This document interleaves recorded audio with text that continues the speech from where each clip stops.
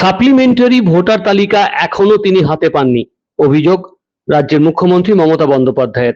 একই সঙ্গে তার বক্তব্য, কমিশনের সিদ্ধান্ত গণতন্ত্র হত্যার শামিল। এখনো পর্যন্ত লিস্ট বের করেনি।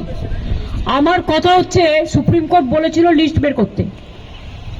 ফার্স্ট সাপ্লিমেন্টারি লিস্ট আমরা কেউ এখনো পাইনি, পাবলিক ডোমেনেও আসেনি।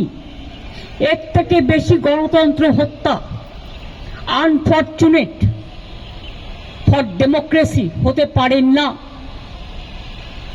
কবে বেরোনোর কথা ছিল লিস্ট? সুপ্রিম কোর্ট কবে ভার্ডিক্ট দিয়েছিল? 28শে ফেব্রুয়ারি লাস্ট লিস্ট বেরিয়েছিল।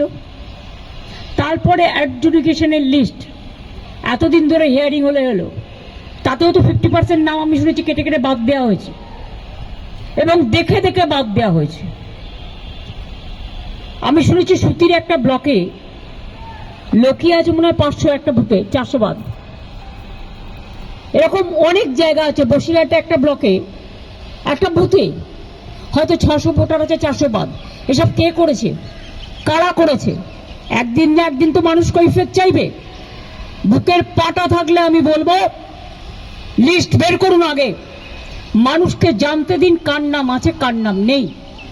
যার নেই তাকে জেলায় জেলায় ট্রিব্যুনাল করে তাদের নাম তোলার ব্যবস্থা করে দিন।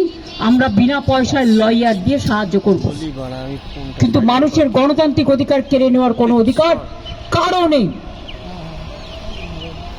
যা চলছে তা সুপার হিটলারকেও ছাড়িয়ে যাবে। Bureau report, morning time news.